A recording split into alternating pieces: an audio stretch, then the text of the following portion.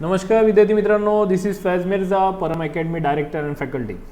मित्रांनो, मागच्या सेशन्समध्ये आपण संसदीय पद्धत, संसद आणि त्याच्यानंतर केंद्रीय कार्यकारी मंडळ या टॉपिकबद्दल आपण डिस्कस करणार आहोत. ओके, आज आपण या ठिकाणी भारतीय न्यायव्यवस्था, राज्य शासन, त्याचा कार्यकारी मंडळाचा पार्ट आणि नोकरशाही याच्या संबंधित 3 पॉईंट आपण डिटेलमध्ये अभ्यास करणार आहोत स्टेट बोर्डच्या आधारे. ठीक आहे मित्रांनो, तर या ठिकाणी लक्षात ठेवा, परम अकॅडमीचं तुम्हाला खाली सबस्क्राईबचं बटन दिसत असेल तर त्याला तुम्ही सबस्क्राईब करा. ओके, लाईक, शेअर आणि त्याच्यानंतर लक्षात द्या बेल आयकॉन प्रेस करा. आणि मागे जर तो व्हिडिओ तुम्ही बघितला नसाल तर तुम्ही आपल्या चॅनलचा मागचा जो व्हिडिओ आहे तो तुम्ही नक्कीच आवर्जून बघा. सो मित्रांनो, आपण टॉपिकला या ठिकाणी सुरुवात करूया. पहिला पॉईंट या ठिकाणी भारतीय न्यायव्यवस्था. मित्रांनो, पहिला हे संदर्भ या ठिकाणी तुम्ही लक्षात ठेवा का भारताची राज्यघटना ही लिखित आहे, इंग्लंडची राज्यघटना ही अलिखित आहे, अमेरिकेची राज्यघटना ही अलिखित आहे. आता तुम्ही या ठिकाणी लक्षात ठेवा का लिखित राज्यघटना ज्या देशामध्ये असते त्या देशामध्ये न्यायव्यवस्थेला स्ट्रॉंग असतो, इंडिपेंडन्सचा दर्जा असतो.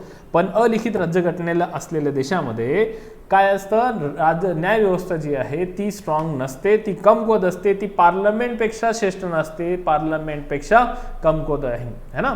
तो या अँगलने तो संदर्भ लक्षात ठेवा. पण अमेरिकेमध्ये जर बघितलं तर अमेरिकेचा न्यायालयाने एखादा निर्णय दिला, ओके, तर त्या निर्णयावर संसद मात करू शकत नाही. म्हणजे याचा अर्थ अमेरिकेच्या न्यायालयामध्ये अधिकार संसदपेक्षा श्रेष्ठ आहे. मग आपल्या भारतामध्ये काय आहे, आपल्या भारतामध्ये जर आपण कम्पेअर करायला गेलो आपल्याला या ठिकाणी असं दिसेल का संसदचा जर कायदा चुकीचा असेल तर ते रद्द ठरवण्याचा अधिकार न्यायालयांना आहे. म्हणजे संसदच्या कायद्यावर न्यायालय मात करू शकते. सेम न्यायालयाने निर्णय दिला असेल त्याच्यावर सुद्धा संसद कायद्याच्या आधारे मात करू शकते. मग प्रश्न निर्माण होतो या ठिकाणी मित्रांनो, कसं आणि कोणत्या पद्धतीचा आधार आहे. तो पॉईंट लक्षात ठेवा या ठिकाणी एका न्यायालयीन पुनर्विलोकन ज्याचा संदर्भ आपण या ठिकाणी टॉपिकमध्ये बघणार आहोत. तर न्यायालयीन पुनर्विलोकनाच्या आधारे सरकारचा कायदा जर अयोग्य असेल तर न्यायालय ते रद्द करून टाकतं. ही ताकद न्यायालयाकडे आहे. सेकंड थिंग, आणि न्यायालयाने निर्णय दिला असेल त्याच्या विरोधात संसद घटना दुरुस्तीचा आधार आहे. ओके, कोणताही कायदा चालणार नाही. कोणता कायदा पाहिजे, तो घटना दुरुस्तीचा कायदा पाहिजे. घटना दुरुस्तीच्या आधारे काय करू शकते सरकार, ते कायदे रद्द करू शकते. ही आहे त्या विषयाचा संदर्भ. समजला पॉईंट. मग अच्छा, मग आपल्या कॉन्स्टिट्यूशनने बघा काय काय गोष्टी केल्या. एका साईडला तुम्हाला बॅलन्स पण करायचं आहे. ओके, एका साईडला कसं बॅलन्स करायचं की पार्लमेंटचे पण अधिकार असले पाहिजे, न्यायालयाचे पण अधिकार असले पाहिजे. न्यायालय जास्त करून चालणार नाही, त्याला कुठेतरी एक लिमिटेशन असली पाहिजे. तर अमेरिकेमध्ये बघितलं तर न्यायालय ही संसदपेक्षा स्ट्रॉंग आहे. इंग्लंडमध्ये जर बघितलं आपण तर न्यायालय ही वीक आहे एकदम संसदपेक्षा. म्हणजे त्या ठिकाणी असं रेशो. आणि आपल्या भारताने काय केलंय, आपल्या इंडिया देशाने आपले काय केलंय, एक बॅलन्स साधलाय, एक इंडिपेंडन्सचा दर्जा त्या ठिकाणी तयार केलाय. तर हे तुम्हाला या ठिकाणी लक्षात ठेवायचं मित्रांनो. समजतंय ना पॉईंट. ओके, तर आज आपण तोच संदर्भ या ठिकाणी घेऊन आपण या टॉपिकला सुरुवात करत आहोत. ओके, तर मित्रांनो, जर तो मागचा व्हिडिओ बघितला नसाल तर तुम्ही केंद्रीय कार्यकारी मंडळ आणि कायदे मंडळ संबंधी काही प्रॉब्लेम असतील तर तुम्ही नक्कीच तो व्हिडिओ बघा. डिटेलमध्ये तो टॉपिक मी एक्सप्लेन केलेला आहे स्टेट बोर्ड प्रमाणे. ठीक आहे, आता बघा या टॉपिकला आपण जो संदर्भ घेऊन आपण अभ्यास करूया भारतीय न्यायव्यवस्थेचा. ओके, आता मला एक सांगा का न्यायव्यवस्था आपल्या देशाने, मी मागे शिकवलं होतं तुम्हाला का कार्यकारी मंडळ 2 आहे, केंद्राचा आहे, राज्याचा आहे. सेम कायदे मंडळ जर बघितला तर कायदे मंडळ सुद्धा 2 आहे, केंद्राचा, राज्याचा. तर भारताची न्यायव्यवस्था कशी आली पाहिजे, तुमच्या मनामध्ये एकच क्वेश्चन आला असेल. 2 बिलकुल नाही, लक्षात घ्या, आन्सर रॉंग आहे. ओके, 2 नाही येणार. ओके, 2 काय येणार नाही, कारण एकेरी न्यायव्यवस्था आपल्या कॉन्स्टिट्यूशनने स्वीकारलेली आहे. हे लक्षात ठेवा तुम्ही. ठीक आहे, तो हा मुद्दा तुम्हाला पटणं या ठिकाणी गरजेचं आहे का न्यायव्यवस्था एकेरी आहे, त्याचं 2 पार्टमध्ये आपण डिवाइड नाही केलेलं आहे. ओके, तर या अँगलने याचा संदर्भ घेऊन तुम्ही या ठिकाणी संदर्भ लक्षात ठेवायचा. बघा आता जसं विचारला गेला क्वेश्चन की भारतामध्ये संघ राज्य आहे, संघ राज्य आहे की नाही आहे, बिलकुल आहे. पण भारताचं संघ राज्यामध्ये पण मॉडिफिकेशन केलं आहे ना. संघ आणि राज्य, केंद्र आणि राज्य, सिंपल 2 गोष्टी आल्या पाहिजे ना. तर आपल्या कॉन्स्टिट्यूशनने काही गोष्टी एकच गव्हर्नमेंटकडे ठेवला, त्याच्यावर राईट्स एकच संदर्भ आहे. तो गव्हर्नमेंट म्हणजे न्यायव्यवस्थेचा जर पार्ट बघितला तर न्यायव्यवस्था आपली कशी आहे मित्रांनो, ती एकेरी आहे. याला आपण 2 पार्टमध्ये डिवाइड नाही केलं. अमेरिकेमध्ये काय आहे, अमेरिकेमध्ये हायकोर्टने निर्णय दिला त्याच्या विरोधात तुम्हाला कोणत्याही न्यायालयात जाता येत नाही. मग आपल्या भारतामध्ये काय आहे, आपल्या भारतामध्ये कोणत्याही न्यायालयाच्या निर्णयाच्या विरोधात तुम्हाला वरच्या न्यायालयात अपील करता येते. हे लक्षात ठेवा. म्हणजे तुम्ही डिस्ट्रिक्ट कोर्टच्या विरोधात हायकोर्टात जाऊ शकता, हायकोर्टाच्या विरोधात निकालाच्या विरोधात तुम्ही सुप्रीम कोर्टात जाऊ शकता. असा तो संदर्भ, असा तो विषय आहे, लक्षात या ठिकाणी घेणं गरजेचं आहे. ओके, आता बघा या ठिकाणी स्टेट बोर्ड प्रमाणे काय पॉईंट दिलाय तुम्ही या ठिकाणी लक्षात ठेवा. दिसतंय तुम्हाला का व्यक्ती आणि शासन संस्था. ओके, तर आता या ठिकाणी तुम्ही हायलाइट बघा, व्यक्ती आणि शासन संस्था यांच्यातही संबंधाचा संघर्ष निर्माण होऊ शकतो. होऊ शकत नाही का? बिलकुल होऊ शकतो. जर पॉइंट बघितला का आपला कॉन्स्टिट्यूशनने अधिकार दिला सरकारला का तुम्ही कायदे करा, तो कायद्याचा फायदा एखाद्या व्यक्तीला होईल, एखाद्या व्यक्तीला होणार नाही, एखाद्या व्यक्तीला त्याला इंटरेस्ट नसेल म्हणून तो होणार नाही. पण एखादा व्यक्ती असा असू शकतो का ज्याला अधिकार दिले तर दुसऱ्या व्यक्तीच्या अधिकारमध्ये तो हस्तक्षेप करू शकतो आणि करू शकतो, बिलकुल करू शकतो. म्हणजे या ठिकाणी लक्षात ठेवा, तो संदर्भ या ठिकाणी तुम्हाला या ठिकाणी काय करायचं मित्रांनो, पाठ ठेवायचं आहे. समजला पॉईंट? तो बघा याच्यावर आधारित तुम्हाला क्वेश्चन्स निर्माण होतो. मग आपल्या कॉन्स्टिट्यूशनने काय केलं, आपल्या कॉन्स्टिट्यूशनने एक बॅलन्स साधला आहे दोन्ही गोष्टीमध्ये. ओके, तो बॅलन्स काय आहे का न्याय व्यवस्थेला पण अधिकार असले पाहिजे, कुठेतरी थांबवला पाहिजे. जसं एक्झाम्पल, ओके तुम्ही गाडी चालवतायत, गाडी चालवा, गाडीवर बसले, हा तुमचा अधिकार. गाडी कितीच्या स्पीडने चालवले पाहिजे सरकार ठरवेल, भाई एवढे स्पीडने 10च्या 20च्या 30च्या 40च्या 50च्या 60च्या. सेम आता उद्या जाऊन सरकारने सांगितलं बघा गाडी चालवायचं तर किमान 200ची स्पीड असली पाहिजे. मला सांगा सरकारचा हा नियम जो आहे तो बरोबर आहे का? बिलकुल नाही. तुम्ही मग काय करणार, तुम्ही न्यायालयात जाणार है ना, आपल्या हक्काची मागणी करणार. सरकार तुम्ही असं कसं करू शकतात, आम्ही तर 40च्या स्पीडने गाडी चालवलो, आम्ही 50च्या स्पीडने चालू, आमचा अधिकार आहे. राईट, तर सेम आहे, सेम. ओके, मग सरकारने नियम केला एक, अच्छा चला मी स्पीड लिमिट जे आहे ती वाढवलेली ती कमी करतोय, तो कमी केली सरकारने. मग तुम्ही काय करा, सरकारने नियम आणला, अच्छा गाडी चालवायची ना टू व्हीलर, तर टू व्हीलर चालवायची असेल तर किमान ती 10च्या स्पीडने, फोर व्हीलर चालवायची आहे तर किमान 10च्या स्पीडने. मला सांगा मग इकडे सुद्धा गडबड निर्माण झाली की नाही झाली? म्हणजे सरकार अधिकार करणार, सरकारचा काम आहे सार्वजनिक सेक्टरसाठी काय करणे, कायदे करणे. पण जर अधिकारांचं उल्लंघन झाला, तुमच्या राईट्सचं उल्लंघन झाला, तर तुम्ही कोणाकडे दाद मागणार? तुम्ही दाद मागणार म्हणजे न्यायालयाकडे जाणार. तो हा पॉइंट, हा संकल्प या ठिकाणी लक्षात ठेवायचा. म्हणून न्यायालयाला अधिकार देणं गरजेचं होतं मित्रांनो. समजला पॉइंट? अच्छा, मग आता या ठिकाणी बघितलं आपण पुढचा पॉइंट का आपल्या संविधानातील सामाजिक न्याय आणि समता यांच्या उद्दिष्टांना प्रत्यक्ष व्यवहारात आणण्यासाठी शासन प्रयत्न करते. बरोबर करते की नाही करते? कारण मग आता प्रश्न या ठिकाणी निर्माण होतो, भाई सामाजिक न्याय आणि समता प्रस्थापित करण्यासाठी सरकार प्रयत्न करते ना, कुठे नाही करते है ना, लक्षात घ्या. पण मुद्दा या ठिकाणी काय आहे का सरकार प्रॉपर प्रयत्न करते का करते, प्रश्न असं निर्माण झाला ठिकाणी झाला भाई प्रश्न, सरकार सामाजिक न्याय का कशासाठी प्रस्थापित करते? तो याचा उत्तर जो आहे मित्रांनो तो असा का लक्षात ठेवा का कॉन्स्टिट्यूशनचा जो बेस असतो, तो कॉन्स्टिट्यूशनचा बेस काय आहे? कॉन्स्टिट्यूशनचा बेस असा असतो का तुम्हाला या ठिकाणी काय करायचं आहे, सोशल जस्टिस प्रस्थापित करायचा असतो, समता प्रस्थापित. हे कोणी सांगितलं? हे कॉन्स्टिट्यूशन सांगतं, म्हणून सरकारला करावं लागतं. ओके, मग सरकार जर चुकली तर सरकारला कोण थांबवणार? तर न्यायालयाचा अधिकार पण त्या ठिकाणी असायला पाहिजे. हे या ठिकाणी तुम्हाला समजणं गरजेचं आहे.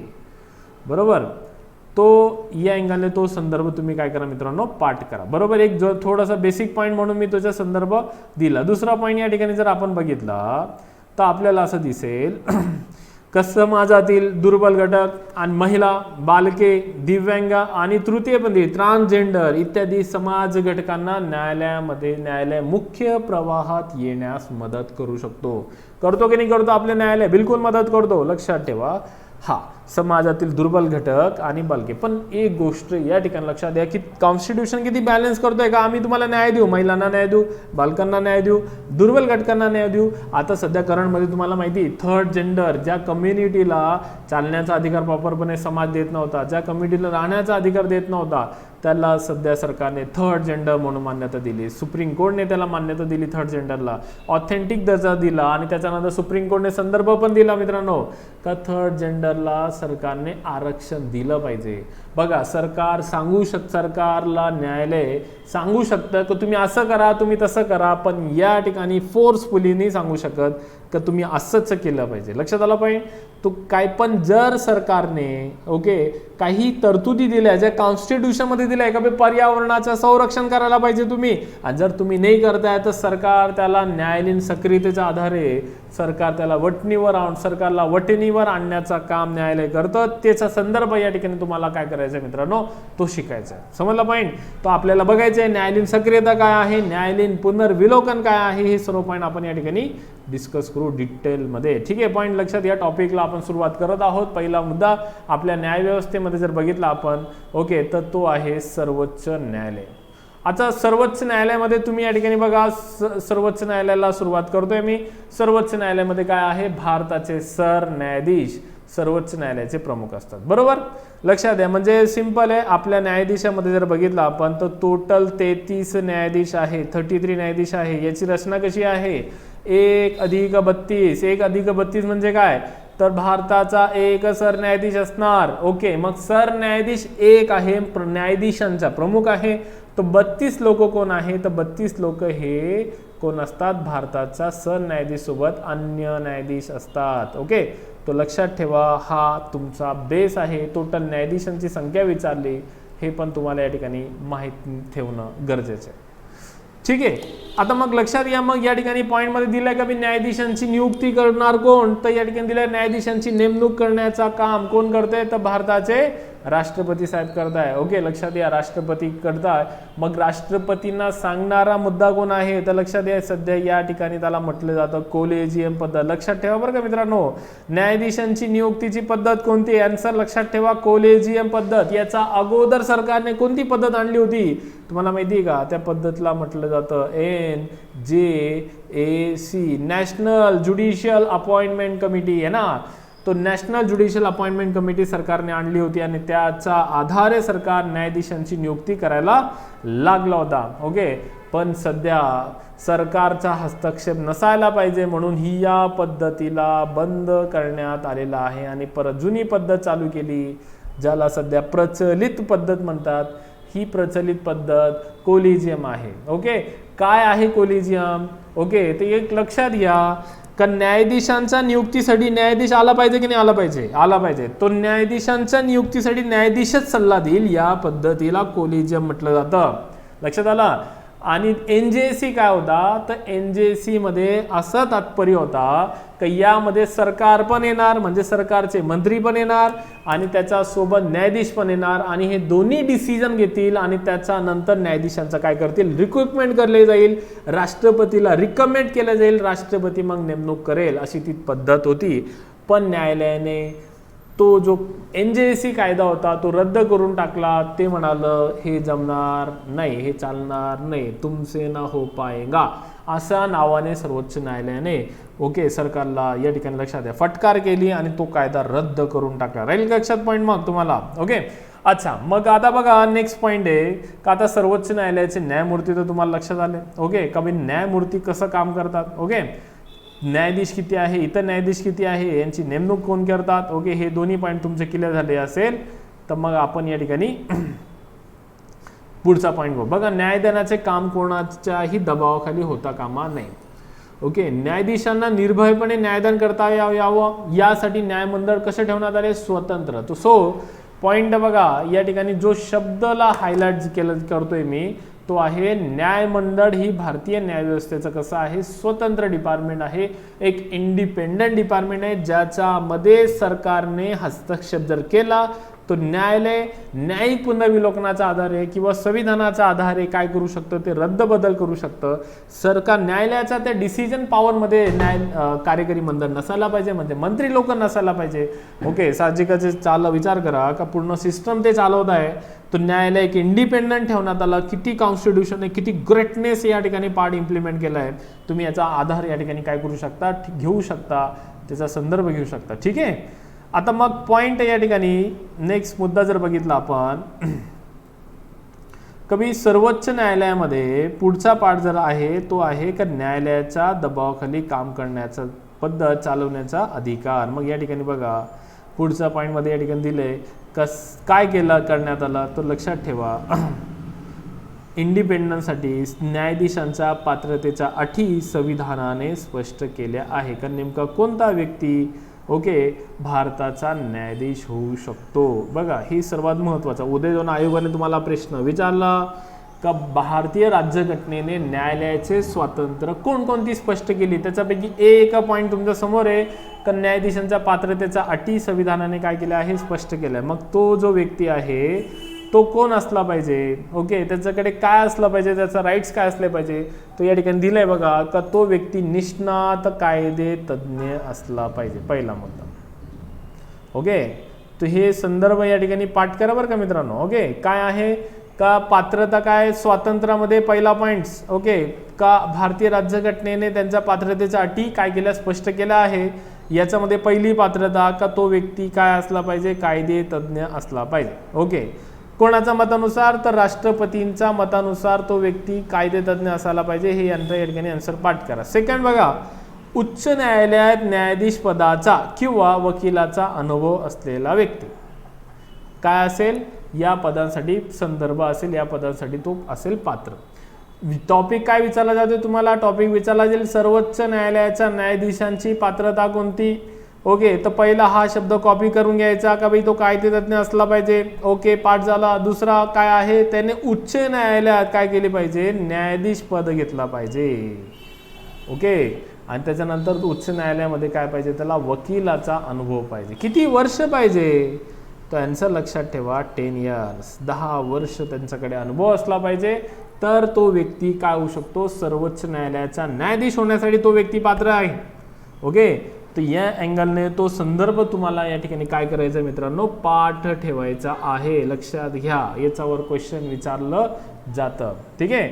नेक्स्ट पॉईंट तुमच्या त्या टेक्स्टबुकमध्ये त्या ठिकाणी बघितलं तर आपल्याला या ठिकाणी असं दिसेल का न्यायाधीशांची नेमणूक कोण करतात, आपल्याला पहिलेच माहिती आहे का राष्ट्रपती. त्यामुळे राजकीय दबाव दूर ठेवता येतो. म्हणजे हा झाला सर्वोच्च न्यायालयाच्या स्वातंत्र्यापैकी एक स्वातंत्र्य. आयोगाने विचारला सर्वोच्च न्यायालयाचे स्वातंत्र्य कोणते आहे, तर याचा आधार घेऊन तुम्हाला या ठिकाणी आन्सर काय करायचं आहे, आन्सर द्यायचं आहे. लक्षात ठेवा, याच्यावर क्वेश्चन्स येतात. ठीक आहे. नेक्स्ट पॉइंट बघा, दुसरं त्याचं स्वातंत्र्य या ठिकाणी दिलंय का न्यायमूर्तींचा. न्यायमूर्तींचा जर पाठ बघितला तर न्यायमूर्ती आपले काय करू शकता, तर या ठिकाणी लक्षात घ्या का न्यायमूर्तींना त्यांच्या सेवाची शाश्वती राज्यघटनेने दिली. लक्षात घ्या. म्हणजे तुमचा कामकाज किती वर्षाचा असला पाहिजे, याचा कार्यकाल तो फिक्स आहे, या हेतूने दिले. म्हणून न्यायाधीशांचा जो वयाचा कार्यकाळ आहे तो किती आहे, 65 वर्षापर्यंत सर्वोच्च न्यायालयाचे न्यायाधीश राहू शकतात. तर उच्च न्यायालयाचे न्यायाधीश हे वयाचे 62 वर्षापर्यंत सेवानिवृत्त होऊ शकतात. आता तुम्ही बघा एक गोष्ट या ठिकाणी लक्षात ठेवा, म्हणजे स्वातंत्र्यामध्ये मी तुम्हाला 2 पॉईंट बोललो का राज्यघटनेमध्ये काय दिली आहे, अटी दिली आहे, शर्ती दिली आहे. सेकंड पॉईंट, राज्यघटनेमध्ये काय दिलं आहे, कार्यकाल दिला आहे. हे पॉईंट या ठिकाणी लक्षात ठेवा. दुसरं या ठिकाणी महत्त्वाचा पॉईंट जर बघितला तर सर्वोच्च न्यायालय 60 पहिला पॉईंट 62 इयर्स आणि उच्च न्यायालय जर बघितलं तर 65 आणि 62 इयर्स या नावाने ते सेवानिवृत्त होतात. उच्च न्यायालयाचं असेल तर 62, सर्वोच्च न्यायालयाचं असेल तर 65. बरोबर. आता मुद्दा या ठिकाणी माझा असा का आयोगाने उद्या जाऊन विचारला का न्यायाधीशांसाठी किमान कार्यकाल किती आहे, तर आन्सर लक्षात ठेवा राज्यघटनेमध्ये न्यायमूर्तींचा किमान कार्यकाल नाहीये. म्हणजे काय, या वर्षानंतर तो व्यक्ती रिटायर होईल. जसं बघा UPSC किंवा MPSC अध्यक्ष, आता MPSC अध्यक्ष महाराष्ट्राचा पब्लिक सर्व्हिस कमिशन आहे, यांचा कार्यकाल किती आहे, तर हा 6/62 आहे. म्हणजे 6 वर्ष मिनिमम त्या पदावर राहू शकतो किंवा जास्तीत जास्त ते 62 इयर्स पर्यंत राहू शकतात. पण जे लवकर होईल ते. लक्षात आलं की नाही आला. म्हणजे या ठिकाणी किमान आणि कमाल हे दोन्ही पात्रता या ठिकाणी देण्यात आले आहे. ओके, म्हणून एमपीएससीचा अध्यक्ष यांचा किमान आणि कार्यकाल किती आहे, कमाल कार्यकाल किती असू शकतो हे लक्षात घ्या. सेम यूपीएससीचा जर क्वेश्चन बघितला तर यूपीएससी मध्ये 6/65 किमान 6 वर्ष किंवा कमाल 65 वर्ष, जे लवकर होईल ते, असं ते क्वेश्चन विचारला जातो. पण न्यायमूर्तींसाठी किमान नाही, पण याचा अर्थ काय झाला, किमान नाही पण काय आहे, कमाल आहे. आणि तो कमाल किती आहे, 65 इयर्स आणि 62 इयर्स. लक्षात येतं की नाही येते पॉईंट. तो बघा इतका सिंपल या ठिकाणी संदर्भ पाठ करा. नेक्स्ट पॉईंट आहे, न्यायाधीशांचे वेतन व भत्ते भारताच्या संचित निधीतून दिले जातात ना. तो संचित निधी शब्द आला तर याच्यावर आन्सर तुम्ही लक्षात ठेवा का आयोगाने क्वेश्चन तुम्हाला विचारला का संचित निधी म्हणजे काय, तो लक्षात द्या. संसदेमध्ये जेव्हा पेमेंट ठरवलं जातं त्यावर तुम्ही चर्चा होत नाही. मग काय होतं, डायरेक्ट मतदान होते, डायरेक्ट कृती केली जाते मतदानाची का बाई या व्यक्तींचं एवढं पेमेंट आहे, त्या व्यक्तींचं पेमेंट एवढं आहे. आणि विचारलं जाईल क्वेश्चन का सर्वोच्च न्यायालयाचे सुप्रीम कोर्टच्या न्यायमूर्तींचं पेमेंट कुठे आहे, आन्सर लक्षात द्या, भारताचा संचित निधी. सेम क्वेश्चन आला हायकोर्टचा न्यायमूर्तींचा वेतन भत्ते कुठे, ते या ठिकाणी संसदने येणार, या ठिकाणी येणार राज्याची संचित निधी. हे पॉईंट तुम्हाला, हे संकल्पना या ठिकाणी काय करायचे, पाठ ठेवायचे. लक्षात येते पॉईंट. तर बघा या अँगलने तुम्ही तो संदर्भ काय करा मित्रांनो, पाठ करा. याच्यावर क्वेश्चन्स तुम्हाला आयोग विचारत असतो. ओके, दोन्ही गोष्टी तुमच्या या ठिकाणी क्लिअर झाल्या. 3 पॉईंट मी तुम्हाला आतापर्यंत या ठिकाणी एक्सप्लेन केले. ओके, आणि तिन्ही पॉईंटचा जो रेफरन्स आहे तुमच्या समोर एका सर्वोच्च न्यायालयाचे स्वातंत्र्य म्हटल्यावर काय येईल. ओके, तर याचा जो बेसिक मुद्दा होता तो तुम्हाला या ठिकाणी पटलेला आहे. त्याच्यानंतर या ठिकाणी लक्षात द्या, संसदेला न्यायाधीशांच्या वर्तनावर चर्चा करता येत नाही. बघा नेक्स्ट स्वातंत्र्य या ठिकाणी तुम्हाला दिलं गेलंय का न्यायाधीशांचा वर्तणुकीवर म्हणजे गैरवर्तणूक झाला काही विषय लक्षात द्या का न्यायाधीशांनी काही निर्णय किंवा त्यांचा जो संबंधित विषय आहे त्याच्यावर या ठिकाणी चर्चा केली जात नाही. हे महत्त्वाचा संदर्भ जो तुम्हाला या ठिकाणी काय करायचंय, पाठ ठेवायचं. समजतंय पॉईंट मग मित्रांनो. तो बघा या अँगलने क्वेश्चन आयोग तुम्हाला विचारत असतो. ओके, तर बघा मुद्दा पाठ करा का आयोगाने तुम्हाला प्रश्न विचारला का न्यायालयाचे स्वातंत्र्य कोणकोणते आहे. ओके, तर याचा संबंधित तुमचा आन्सर आला पाहिजे. समजतंय पॉईंट. ओके, दोन्ही तिन्ही क्लिअर कन्सेप्ट. मला सांगा मग यूपीएससीचा जो अध्यक्ष आहे त्यांचा कार्यकाल किती आहे. ओके, आणि एमपीएससीचा अध्यक्ष जो आहे त्यांचा कार्यकाल किती आहे. हे पॉईंट या ठिकाणी तुम्ही पाठ करा. याचा आधारे तुम्हाला सर्व गोष्टी या ठिकाणी काय होतील, समजतील. ठीक आहे. त्याच्यानंतर नेक्स्ट पॉईंट या ठिकाणी स्टेट बोर्ड प्रमाणे दिलं आहे का सर्वोच्च न्यायालयाची कार्य. आता कार्य लक्षात ठेवा, याच्यावर आधारे तुम्हाला आयोग काय करतो, क्वेश्चन्स विचारतो. आता बघा कार्यामध्ये तुम्हाला या ठिकाणी दिसतंय कवी संघ राज्याचे न्यायालय.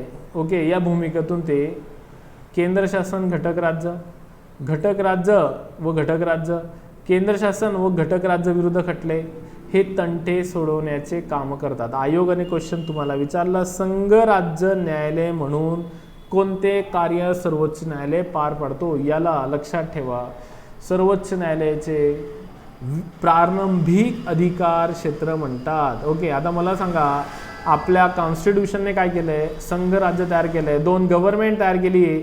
ओके, तर 2 गव्हर्नमेंटचे जे काही तंटे आहे हे सर्वोच्च न्यायालयाचे कोणते अधिकार आहे, तर प्रारंभिक आहे. याच्यावर आयोग तुम्हाला काय करतो मित्रांनो, क्वेश्चन विचारतो. ओके, तर संघ राज्य न्यायालय म्हणून ते कोणते काम करतात, किंवा या ठिकाणी क्वेश्चन आला प्रारंभिक अधिकार क्षेत्र म्हणून कोणते काम करतात ते या अँगलने तो संदर्भ पाठ ठेवणं आवश्यक आहे. नेक्स्ट पॉईंट बघा, नागरिकांच्या मूलभूत हक्कांचे रक्षण पण केलं जातं आणि त्यासाठी तो आदेश पण देतो. रक्षण, मग आयोगाने क्वेश्चन विचारला गेला का मूलभूत हक्काचं रक्षण करणारे कोण कोण आहे असा क्वेश्चन आला, किंवा मूलभूत हक्कासाठी तुम्ही किती न्यायालयामध्ये जाऊ शकता. आन्सर लक्षात ठेवा, तुम्ही 2 न्यायालयामध्ये जाऊ शकता, हायकोर्ट आणि सुप्रीम कोर्ट. लक्षात आला पॉईंट 2. ओके, पण या ठिकाणी विचारलं गेलं खरं संरक्षण करता कोण, खरं तर खरं आहे सुप्रीम कोर्ट. ओके, तर या अँगलने पण तुम्ही किती न्यायालयामध्ये जाऊ शकता, हायकोर्ट. मग हायकोर्ट खरं नाही का, हायकोर्ट पण खरं आहे, पण ऍक्च्युअल कॉन्स्टिट्यूशन मध्ये लक्षात घ्या हायकोर्टला अधिकार देण्यात आले नव्हते, मग ते अधिकार देण्यात आले. आणि आज हायकोर्ट हायकोर्टमध्ये सुद्धा तुम्ही मूलभूत हक्कासाठी हनन झाला असेल, त्याची पायमल्ली झाली असेल, तर तुम्ही हायकोर्टात अपील करू शकता. त्यानंतर तुम्ही सुप्रीम कोर्टात पण जाऊ शकता आणि दोन्ही न्यायालयाने निर्णय दिला तर लक्षात ठेवा तुम्हाला कोणत्याही न्यायालयाच्या विरोधात दाद मागता येत नाही. म्हणजे एक्झॅक्टली म्हणजे भारताची न्यायव्यवस्था ही एकेरी आहे, पण जेव्हा मूलभूत हक्काचा प्रश्न आला तेव्हा दोन्ही न्यायव्यवस्था कसे होतात, एक होतात, समान होतात, इक्वल होतात. हे या ठिकाणी तुम्हाला काय करायचं आहे, लक्षात ठेवायचं आहे. त्याच्यानंतर लक्षात या कनिष्ठ न्यायालयाने दिलेल्या निर्णयाचा पुनर्विचार करणे आणि आपल्या निर्णयाचा पुनर्विचार करणे याला म्हणतात पुनर्विचाराचे अधिकार क्षेत्र. मग आयोगाने विचारला गेला का सर्वोच्च न्यायालयाचे पुनर्विचाराच्या अधिकार क्षेत्रामध्ये काय येतं, तर कनिष्ठ न्यायालय. कनिष्ठ न्यायालय म्हणजे कोणता, तर हायकोर्ट आहे, डिस्ट्रिक्ट कोर्ट आहे किंवा एनी काइंड ऑफ कोर्ट आहे, त्याच्या विरोधात तुम्ही तो निकाल देऊ शकता. लक्षात ठेवा. हा पण एक गोष्ट लक्षात घ्या बरोबर, तो आहे लष्करी न्यायालय. लष्करी न्यायालय ही वेगळी फील्ड आहे. लष्करी न्यायालयाच्या विरोधात सर्वोच्च न्यायालयाला निकाल देता येत नाही. लक्षात ठेवा. ओके. नेक्स्ट पॉईंट आहे सार्वजनिकदृष्ट्या महत्त्वाच्या प्रश्नावरील कायदेशीर बाजू समजून घेण्यासाठी राष्ट्रपतींना ते काय करतात, सल्ला देतात. ओके. तो बघा इनडायरेक्टली डायरेक्टली आयोगाने पुस्तकने तुम्हाला 4 मुद्दे या ठिकाणी स्पष्ट केले. प्रारंभिक अधिकार क्षेत्र, दुसरा पॉईंट आहे घटनात्मक उपाययोजना क्षेत्र. आयोगाने तुम्हाला प्रश्न विचारला का घटनात्मक उपाययोजनेच्या अधिकाराअंतर्गत सर्वोच्च न्यायालय काय करतो, तर या ठिकाणी आन्सर आला पाहिजे मूलभूत हक्क. आणि जर याच्या पुढे एक शब्द आला ओनली, तर आन्सर म्हणायचं करेक्ट ओनली मूलभूत हक्क फंडामेंटल राईट्सचा काय असतो, फक्त तो संरक्षण करतो. त्याच्यानंतर तो पुनर्विचार म्हणून सर्व न्यायालयांचा पुनर्विचार करू शकतो एक्सेप्ट लष्करी न्यायालयाच्या निर्णयाच्या विरोधात तो पुनर्विचार करण्याचे जे अधिकार आहे थोडंसं त्यांचं मर्यादा येऊन जाते, जसं आपण मागे डिस्कस करून घेतला. त्याच्यानंतर याच्यामध्ये एक्सेप्शनमध्ये हे पण पॉईंट ॲड करून घ्या. लवादाच्या निर्णयाच्या विरोधात सर्वोच्च न्यायालयात दाद मागता येणार नाही. बघा, कारण हे कायद्यानुसार तरतूद केले जातात. हे कोर्ट जे आहे ते कायद्यानुसार तयार केले जातात. मग जर कायद्यामध्ये तरतूद केली असेल तर पुनर्विचार होईल. जसं मागे महाराष्ट्र आणि कर्नाटक यांच्यामध्ये जो पाणीचा जलवाद चालू होता, ओके, कृष्णा जलवाद चालू आहे, गोदावरी जलवाद चालू सध्या मध्य प्रदेश आणि त्याच्या संबंधित, ओके, तेलंगणा संबंधित, ओके, तर त्या विरोधात तुम्हाला कोणत्याही न्यायालयात जाता येत नाही. लक्षात ठेवा. म्हणजे सर्वोच्च न्यायालयाचे त्या ठिकाणी अधिकार जे आहे पुनर्विचारचे कमी करण्यात आलेले आहे. असं तुम्ही तो संदर्भ घेऊन तो टॉपिक व्यवस्थितरित्या या ठिकाणी काय करा, अभ्यास करा. तर तुम्हाला तो टॉपिकचा जो बेसिक मुद्दा आहे तो या ठिकाणी काय करेल मित्रांनो, समजेल. तो पॉइंट लक्षात आला. नेक्स्ट पॉइंट आहे न्यायिक पुनर्विलोकन. लक्षात ठेवा. आणि सार्वजनिक एक मिनिट,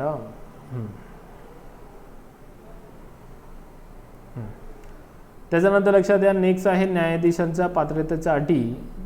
हे झालं आपलं. आता न्यायालयीन सक्रियता हे पण या ठिकाणी आपण काय करू, डिस्कस करू. आणि त्याच्यानंतर न्यायिक पुनर्विलोकन कुठे या ठिकाणी दिला होता, एक मिनिट मित्रांनो. हां, ठीक आहे. आता बघा न्यायालयीन सक्रियता, तो या ठिकाणी तुम्हाला दिसते न्यायालयीन सक्रियता आणि न्यायिक पुनर्विलोकन हे 2 शब्द आहे आणि दोन्ही शब्द वेगवेगळे. मी दोन्ही टॉपिक या ठिकाणी तुम्हाला एक्सप्लेन करतो, डिटेलमध्ये ते समजावून देतो. ओके. न्यायिक पुनर्विलोकन म्हणजे काय आणि न्यायालयीन सक्रियता म्हणजे काय, दिस वन आणि दिस वन, हे 2 टॉपिक्स या ठिकाणी आपण डिस्कस करतोय. न्यायिक पुनर्विलोकन म्हणजे काय, का सरकारचा केलेला कायदा हा कॉन्स्टिट्यूशनचा विपरीत आहे. ओके. सरकारचा केलेला कायदा हा राज्यघटनेचा विपरीत आहे, तर त्या विरोधात न्यायिक पुनर्विलोकनाच्या आधारे तो कायदा नष्ट करण्याचा अधिकार न्यायालयांना प्राप्त होतो. म्हणजे केलेले कायद्याचे पुनर्विचार या ठिकाणी होते, म्हणून त्याला म्हणतात न्यायिक पुनर्विलोकन. आणि त्यासाठी सुप्रीम कोर्ट काय करतं, भारतीय राज्यघटनेचा अभ्यास करतो, त्याच्यासोबत तो काय करतो, मूलभूत हक्कांचा अभ्यास करतो. ओके.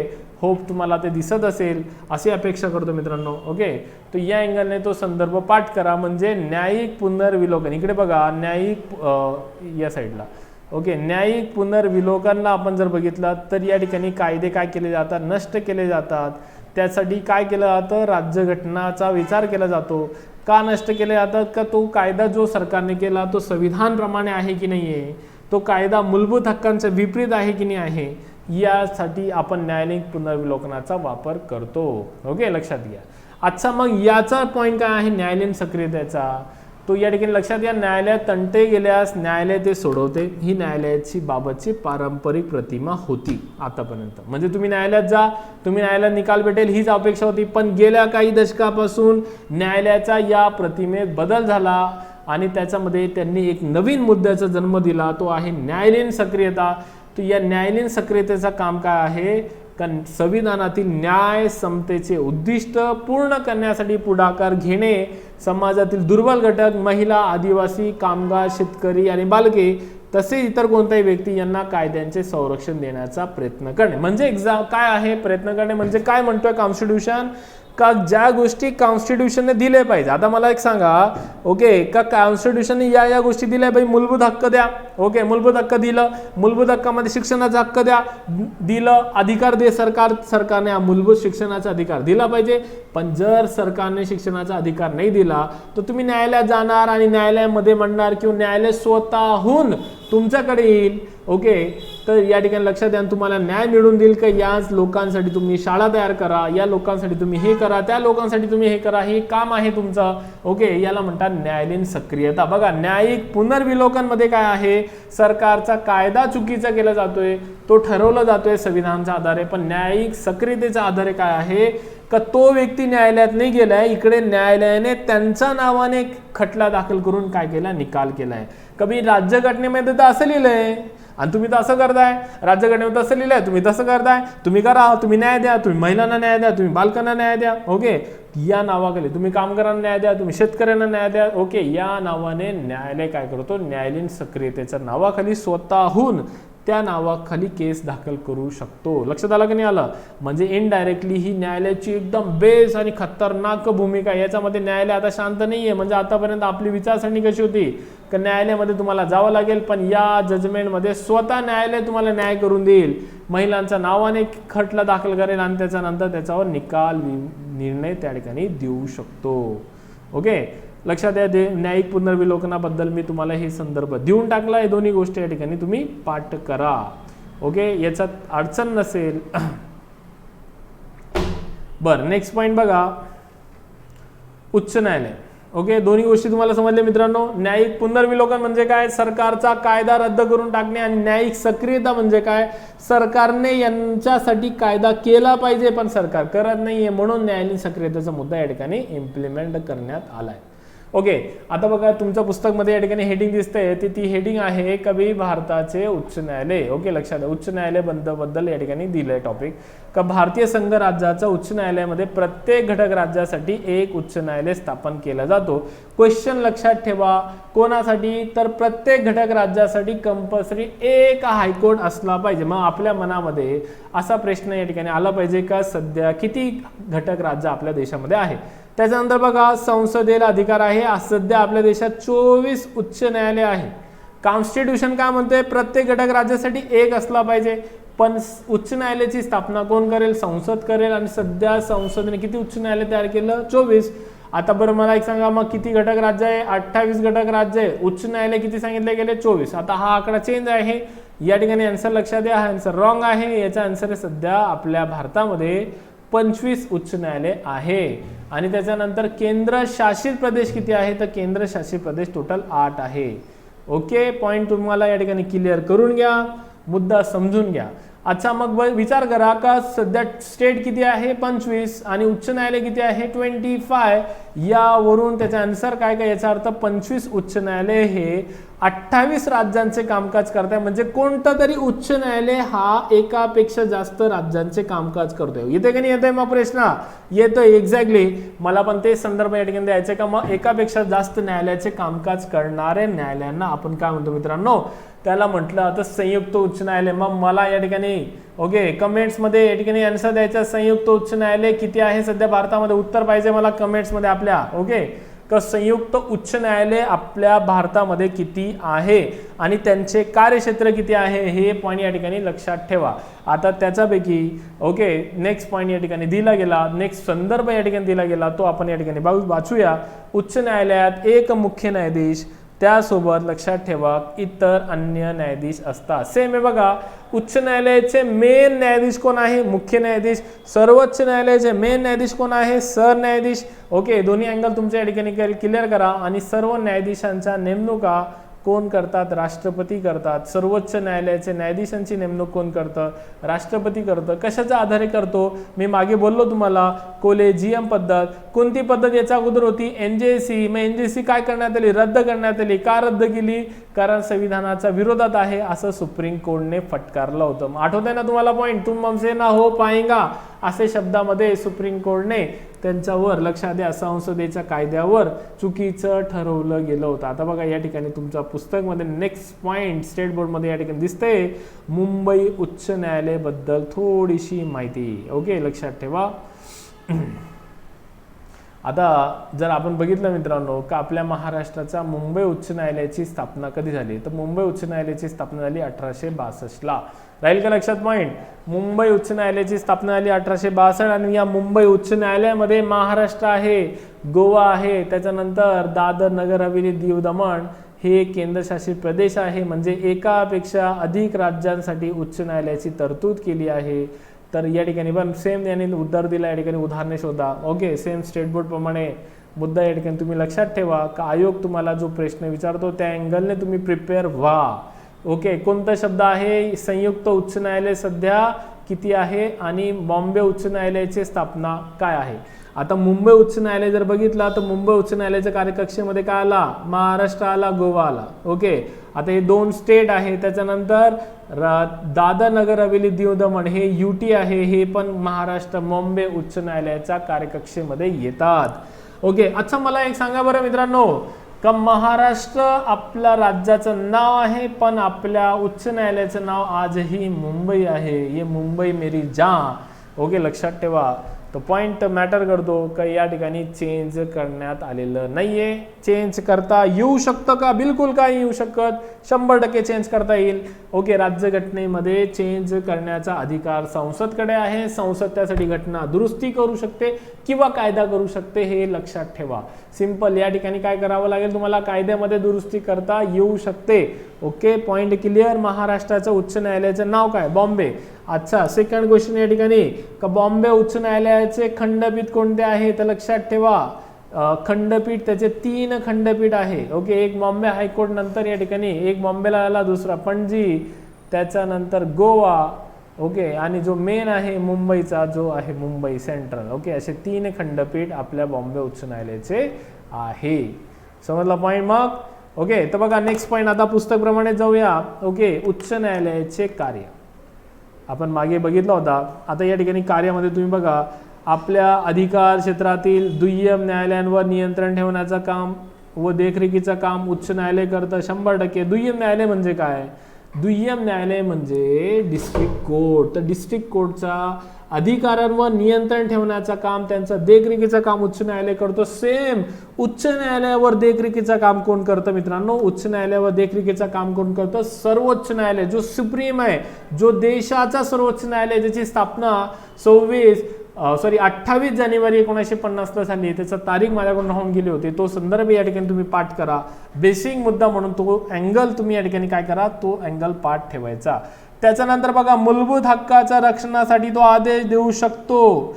आता या ठिकाणी बघा आदेश शब्द आहे कशासाठी? फक्त रक्षणासाठी आदेश. ओके, पण सर्वोच्च न्यायालयाचं काम काय होतं? रक्षण पण तो करतोय आणि आदेश पण तो देतोय. ओके, लक्षात आला का नाही आला पॉईंट? म्हणून मी तुम्हाला प्रश्न बोललो होतो का मूलभूत हक्काचा खरा संरक्षण करता कोण? तर आन्सर ओनली सुप्रीम कोर्ट. उच्च न्यायालय मूलभूत हक्कासाठी कोणते न्यायालय आदेश देऊ शकतात? तर त्या आदेशांसाठी 2 आन्सर तुमचे पाठ पाहिजे, सर्वोच्च न्यायालय आणि उच्च न्यायालय. लक्षात आला पॉईंट? तिसरा विषय, दोन्हीने निर्णय दिला तर दोन्हीचा निर्णय एकमेकावर लक्षात या मात करता येत नाही. म्हणजे याचा अर्थ दोन्ही शक्तिमान आहे, दोन्ही सुपरमान आहे. ओके, लक्षात आला की नाही आला पॉईंट? ओके, याचा अर्थ दोन्ही पॅरेलल आहे, याच्या विरोधात तुम्हाला कोणत्याही न्यायालयामध्ये दाद मागता येत नाही, हे लक्षात ठेवा.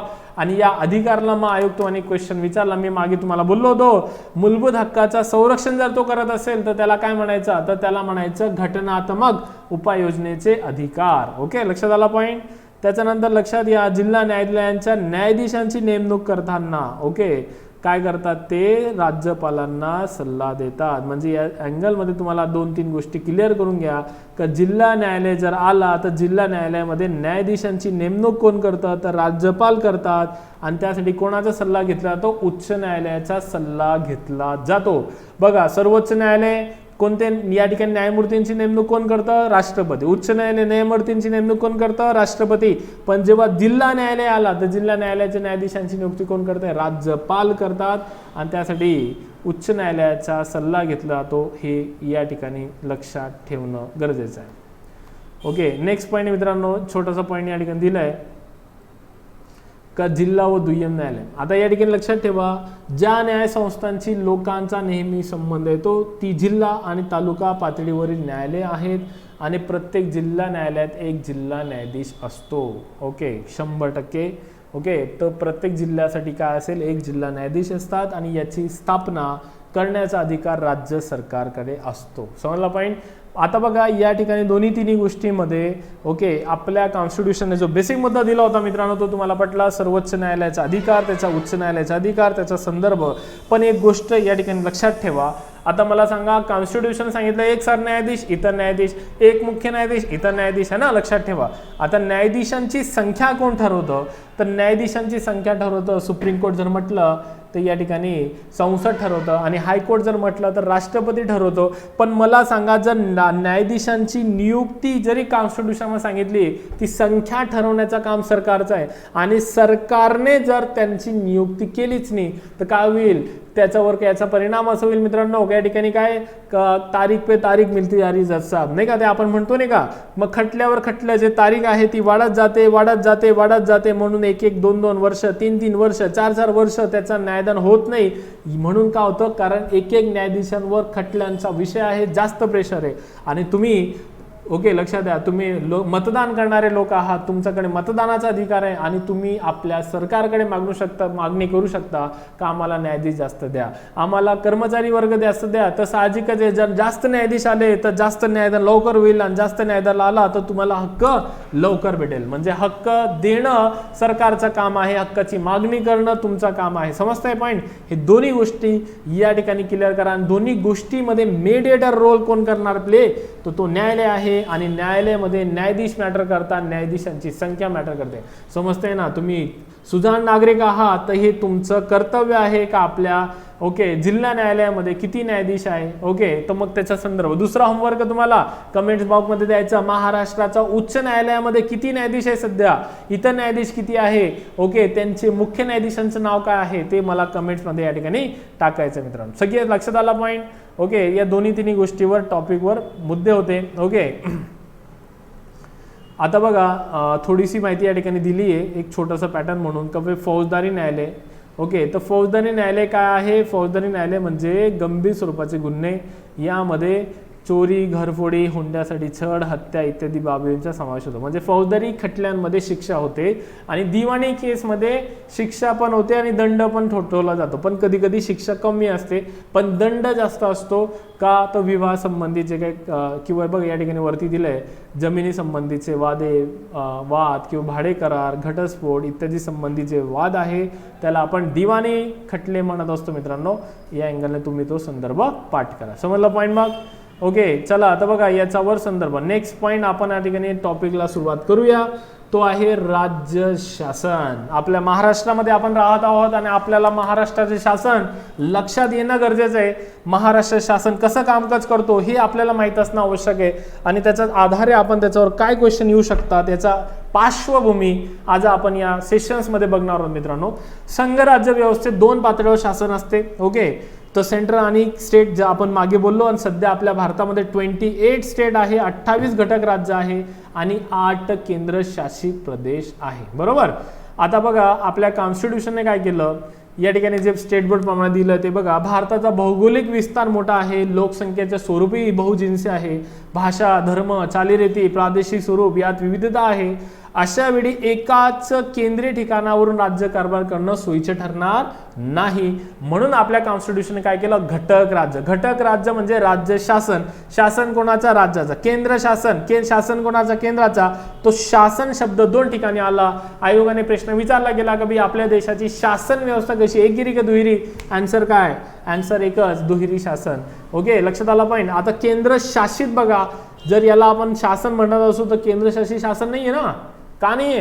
कारण केंद्र शासित मध्ये शासन कोणाचा, केंद्र शासित, शासित कोणाचा, केंद्राचा. तो लक्षात द्या, युनियन टेरिटरी ही रिअल पॉवर नाही. म्हणजे योगायोगने जर तुम्हाला मुख्यमंत्री व्हायची वेळ आली, तुम्ही मुख्यमंत्री झालात, तर कुठलं व्हायचं, तर दिल्लीचं व्हायचं की महाराष्ट्राचं व्हायचं. ओके, की तुम्ही लक्षात द्या या ठिकाणी समजलं ना पॉईंट. हा, तर तुम्ही या ठिकाणी काय करू शकता, डिसिजन घेऊ शकता. तर दिल्लीची जी गव्हर्नमेंट आहे त्याच्यावर राईट्स, जे अधिकार आहे ते सेंट्रलचं असतात. सेंट्रलने ठरवलं तर भेटेल, सेंट्रल नाही ठरवलं तर नाही भेटणार. पण स्टेट गव्हर्नमेंटला कॉन्स्टिट्यूशन देऊन टाकलंय. जर घटक राज्य आला तर शासन आला, शासन आला तर कार्यकारी मंडळ आला, शासन आला तर कायदे मंडळ आला, आणि न्याय व्यवस्था तर एकत्र आहेच. हे आपल्याला बऱ्यापैकी या ठिकाणी समजून घ्यायचं असतं मित्रांनो. समजताय पॉईंट. आता बघा, महाराष्ट्रात भारतातील सर्वच घटक राज्यांच्या शासन यंत्रणेचे राजकीय स्वरूप सारखेच आहे, अपवाद जम्मू अँड काश्मीर. पण आता ही थोडीशी ओल्ड झाली.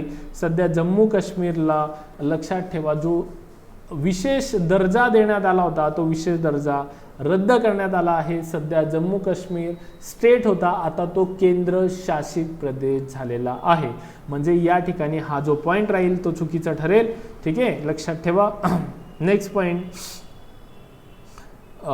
बघा, भारतात 28 घटक राज्य असले तरी विधानसभेत सभांची संख्या 31 आहे. कारण दिल्ली, पॉंडिचेरी आणि जम्मू काश्मीर या केंद्रशासित प्रदेशात विधानसभा अस्तित्वात आहे. आता एक बघा, हे महत्त्वाचा पॉईंट का 28 राज्यांचे किती या ठिकाणी आले पाहिजे, 28 राज्यांचे 28 विधानसभा कंपल्सरी. पण दिल्ली, पॉंडिचेरी, जम्मू काश्मीर या 3 युनियन टेरिटरीमध्ये काय आहे, इकडे सुद्धा काय आहे, विधान परिषद आहे. मी तुम्हाला बोललो ना 8 युनियन टेरी आहे. ओके, केंद्रशासित प्रदेश 8 आहे, पण या 8 मध्ये विधानसभा द्यायची की नाही द्यायची याचा डिसिजन कोण घेईल, त्याचा डिसिजन संसद घेईल. मग संसदेने 8 पैकी किती लोकांना अधिकार दिलाय, तर 3 दिलाय. कोणते झाले, दिल्ली, दुसरा कोण आहे पॉंडिचेरी, तिसरा कोण आहे जम्मू अँड काश्मीर. हे तुम्ही या ठिकाणी संदर्भ लक्षात ठेवा. म्हणजे ओव्हरऑल आपल्या भारतामध्ये टोटल किती विधानसभा आहे, तो टोटल 31 विधानसभा आहे, असं लक्षात ठेवा. आता आपण महाराष्ट्राच्या विधानसभेबद्दल या ठिकाणी डिस्कस करू. महाराष्ट्राचे विधिमंडळ, विधानसभा, महाराष्ट्र विधिमंडळमध्ये पहिलं सभागृह म्हणजे कोणता, विधानसभा. यामध्ये सभाची संख्या किती आहे, 288. ओके, त्याच्यानंतर या ठिकाणी लक्षात द्या, अँग्लो इंडियन समाजास पुरेसे प्रतिनिधित्व नसेल. हा शब्द जोर देतोय मी, अँग्लो इंडियन समाजास प्रतिनिधित्व नसेल तर राज्यपाल त्या समाजाचा किती, एक प्रतिनिधी काय करू शकतो, विधानसभेवर नेमू शकतो. लक्षात ठेवा. मग किती, एक. कुठे, कोण अपॉइंट करेल, विधानसभेमध्ये. कोण अपॉइंट करेल, राज्यपाल. कोण आहे ते, Anglo Indian. Anglo Indian Indian असतात का, ऑफकोर्स इंडियन आहे. अँग्लो इंडियन म्हणजे काय, भारतीय व्यक्ती आहे. तर 100% कधी ते पण, तर या ठिकाणी आन्सर आला, अँग्लो इंडियन समाजाचे पुरेसे प्रतिनिधित्व नसेल तर. जर आणि तरचा प्रश्न आहे, म्हणजे निवडून आले नाही तर. ओके, तर अपॉइंट ते करतील. म्हणजे उद्या जाऊन आयोगाने तुम्हाला या ठिकाणी क्वेश्चन विचारला मित्रांनो, राज्यपालांवर अँग्लो इंडियनची नियुक्ती करणे बंधनकारक आहे का, म्हणायचं नाही. हे बंधनकारक नाहीये. लक्षात आला का नाही आला पॉइंट. असं म्हणून ते कोण आहे, अँग्लो इंडियन. असं या ठिकाणी तुम्ही काय करा, पाठ करा. मुद्दा लक्षात येते की नाही आता आहे. बरं, इंटरेस्टिंग माहिती बरा. 104वी घटना दुरुस्तीनुसार अँग्लो इंडियन आरक्षण काय करण्यात आलं, रद्द. म्हणजे आपला कॉन्स्टिट्यूशनने 1947 पासून लक्षात या अनुसूचित जाती, प्रवर्ग आणि अनुसूचित जमाती प्रवर्ग यांच्यासाठी राखीव जागेची तरतूद केली होती आणि त्याच्यासोबत अँग्लो इंडियनचा अँग्लो इंडियनसाठी प्रतिनिधित्वाची पद्धत या ठिकाणी केली होती. पण तुमच्या माहितीसाठी संदर्भ देतोय मित्रांनो का सध्या राखीव जागा जर म्हटलं तर 2 राखीव जागा आहे, म्हणजे अनुसूचित जाती व जमाती प्रवर्गांचा जो आरक्षण आहे तो 10 वर्ष वाढवण्यात आला. ती घटना दुरुस्ती कोणती 104, पण याच 104वी घटना दुरुस्तीने काय केलं, रद्द करून टाकलं अँग्लो इंडियनचं आरक्षण. ओके, तो बघा तो का, तर याचा अर्थ आपल्या जेव्हा सरकार असं काही डिसिजन घेतो तर याचा आधार असा असतो का त्या समाजामधील जो डेव्हलपमेंट आहे तो झालेला आहे, त्यांचे प्रतिनिधित्व जे आहे ते पुरेसे असतील. आता या ठिकाणी यांचे प्रतिनिधित्व करण्यासाठी पाठपुरावा करण्याची जी गरज आहे ती नसावी अशी सरकारच्या नजरेमध्ये ते आलं असेल, म्हणून सरकारने अँग्लो इंडियन काय केलं, रद्द केलं. हे लक्षात ठेवा, मला कोणत्याही समाजाची अवहेलना करायची नाही, मला फक्त एवढं बोलायचंय अँग्लो इंडियन समाजाचा जो आरक्षण होता, ओके, राखीव जागाचा जो मुद्दा होता तो रद्द करण्यात आलेला आहे. कोणती घटना दुरुस्ती, 104वी घटना दुरुस्ती, असं तो संदर्भ या ठिकाणी तुम्ही काय करा, पाठ करणं आवश्यक आहे. ठीक आहे. अँग्लो इंडियन म्हणजे कोण, का असा व्यक्ती जो ब्रिटिश वंशाचा आहे, तो भारतामध्ये राहतोय आणि त्याच्यानंतर त्याच्याकडे भारताचे नागरिकत्व आहे, त्याचे वडील ब्रिटिश होते, त्याचे आजोबा ब्रिटिश होते, त्याचे पणजोबा ब्रिटिश होते, त्याचे खापर पणजोबा ब्रिटिश होते. म्हणजे मला फक्त कॉन्स्टिट्यूशन काय म्हणतोय का फक्त मेल अँकेस्टन आजी नाही, लक्षात आला पॉईंट, पणजोबी नाही, फक्त मेल पाहिजे. ओके, असे ते अँग्लो इंडियन असतात. ओके, लक्षात आला पॉईंट. चला नेक्स्ट पॉईंट बघा, निवडणुकीसाठी अनुसूचित जाती आणि अनुसूचित जमातीसाठी काय आहे, काही जागा राखीव आहे. लक्षात आला की नाही आला? हा, राखीव विषय वेगळा आणि प्रतिनिधी वेगळा आहे. ओके, तर पॉईंट लक्षात आहे, हे ऑप्शनल होता, ऑप्शनल रद्द, पण हे आता सध्या चालू आहे 10 वर्षापर्यंत, म्हणजे 2030 पर्यंत ते चालू राहील. लक्षात ठेवा, राखीव आरक्षण. ओके, कोणती घटना दुरुस्ती, ती 104वी घटना दुरुस्ती. त्याच्यानंतर प्रत्येक मतदारसंघातून एक प्रतिनिधी निवडला जातो. ओके, विधानसभेची मुदतचा किती कालखंड आहे, 5 वर्ष आहे. विधानसभा हा स्थायी सभागृह की अस्थायी, त्या आन्सर या ठिकाणी लक्षात ठेवा, अस्थायी सभागृह आहे. कारण का, कार्यकाल आहे ना 5 वर्ष. 5 वर्षापूर्वी निवडणूक त्यांचा घोषणा करायला जातात. ओके, हे पॉईंट लक्षात ठेवा. परत 5 वर्षासाठी निवडणूक होईल, परत 5 वर्षासाठी निवडणूक होईल. तर या पद्धतीला कोणती मतदानाची पद्धत म्हटली जाते, लक्षात ठेवा, सार्वत्रिक निवडणूक म्हटलं जातं. ओके, लक्षात आला पॉईंट. चला नेक्स्ट पॉईंट आहे, विधानसभेसाठी किती वयोमर्यादा आहे, 25 वर्ष विधानसभेचा सदस्य होण्याची वयोमर्यादा आहे. तो व्यक्ती भारताचा नागरिक पाहिजे, त्याच्यासोबत त्याच्याकडे महाराष्ट्राचं वास्तव असणं आवश्यक आहे, म्हणजे त्याचा मतदार यादीमध्ये पण नाव असणं आवश्यक आहे. ही झाली त्या सभागृहाच्या सदस्याची पात्रता. Point clear. तो बघा, असे क्वेश्चन घेऊन आयोग तुमच्या समोर तयार येतो. तो just be ready, be confident जायचं. त्याच्यानंतर विधानसभा म्हटलं तो विधानसभेचे अध्यक्ष आहे. मी मागे तुम्हाला बोललो होतो, विधानसभेचे अध्यक्ष हे स्टेट बोर्ड प्रमाणे आहे आणि आयोगाप्रमाणे विधानसभेचे सभापती आहेत. ओके, राहील लक्षात आन्सर. तो विधानसभेचे सभापती, आयोग जे म्हणतं ते पूर्व दिशा मानायची, म्हणून विधानसभेचे सभापती ओके यांची निवडणूक कशी होते. ओके, याचा काय कन्सेप्ट आहे ते या ठिकाणी संदर्भ पाठ करा.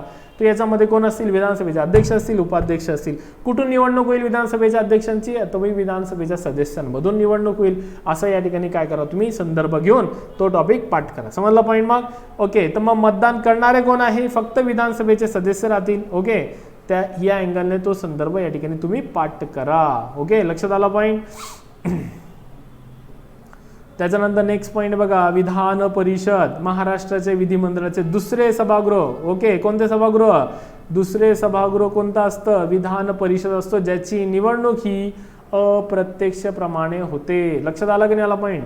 तर अप्रत्यक्षप्रमाणे निवडणूक होते म्हणून त्याला एक विशेष स्थान आहे. म्हणजे याचा अर्थ विधानसभा प्रत्यक्ष निवडणूक, विधान परिषद अप्रत्यक्ष निवडणूक. इकडे सदस्य होण्यासाठी 25 वर्ष, इकडे सदस्य होण्यासाठी 30 वर्ष. आणि सध्या आपल्या महाराष्ट्राच्या विधान परिषदमध्ये तुम्ही बघा किती सदस्य आहेत, तिकडे आहे 78 सदस्य. तिकडे किती होते, 288 सदस्य होते. 78 सदस्य पैकी काही सदस्य पैकी बरं का, कला, साहित्य, विज्ञान, समाजसेवा या क्षेत्रातून निवडले जातात. मग यांचं निवड कोण करतं, यांची निवड आहे राज्यपाल करतात. ओके, या क्षेत्रातील तज्ज्ञ व्यक्तींचा राज्यपाल नेमतात. असं या ठिकाणी तुम्ही काय करा, संदर्भ पाठ करा. लक्षात आला की नाही आला पॉईंट. तो असं तो संदर्भ या ठिकाणी येतो मित्रांनो. ओके, तर बघा 2 गोष्टी तुमच्या क्लिअर झाल्या. त्याच्यानंतर बघा महाराष्ट्र विधिमंडळाच्या वर्षातून कमीत कमी 3 अधिवेशन होतात.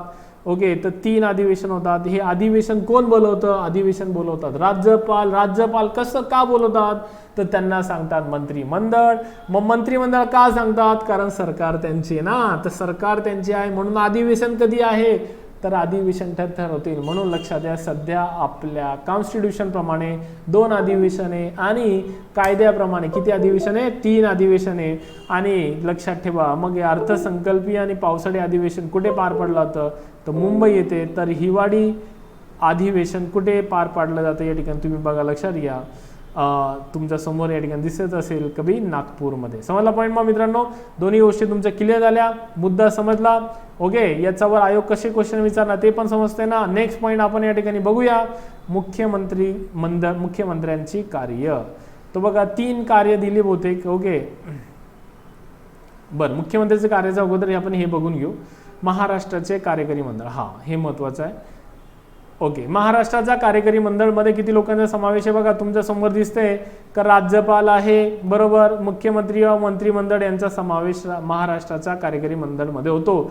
या व्यतिरिक्त एक पद पण आहे, तो लिहिलं नाही स्टेट बोर्डमध्ये, तो पद आहे राज्याचा महाधिवक्ता. म्हणजे राज्याचा कार्यकारी मंडळमध्ये किती पद? 4. किती पद? 4 पद आहे. राज्यपाल, दुसरं मुख्यमंत्री, तिसरं मंत्रिमंडळ, चौथा महाधिवक्ता. लक्षात आलं की नाही आला? 4 पॉईंट आहे, हे 4 पॉईंट पाठ करा. या 4 व्यतिरिक्त 5वा पॉईंट येणार नाही, जर आला तर उत्तर रॉंग समजून घ्यायचं तुम्हाला. ओके, तो या अँगलने तुम्ही तो पाठ काय करा, प्रिपेअर करा. आता राज्यपाल हा काय आहे? केंद्रीय पातळीवरील राज्यपाल पदाबद्दल थोडीशी माहिती दिली आहे. तर केंद्रीय पातळीवर राष्ट्रपती ज्याप्रमाणे नामधारी असतात त्याचप्रमाणे घटक राज्यामध्ये कोण असतात तर राज्यपाल हे काय असतात? नामधारी प्रमुख असतात. म्हणजे खरे प्रमुख कोण आहे? ऑफकोर्स मुख्यमंत्री आणि मंत्रिमंडळ. मग नामधारी प्रमुख कोण आहे? राज्यपाल. संविधानिक प्रमुख कोण आहे? संविधानिक प्रमुख पण राज्यपाल आहे. कार्यकारी प्रमुख कोण आहे तर कार्यकारी प्रमुख मुख्यमंत्री मंत्रिमंडळ. समजते ना पॉईंट? कार्यकारी प्रमुख मुख्यमंत्री, ओके, खरे प्रमुख मुख्यमंत्री, है ना? लक्षात आला पॉइंट? नामधारी प्रमुख राज्यपाल, संविधानिक प्रमुख राज्यपाल.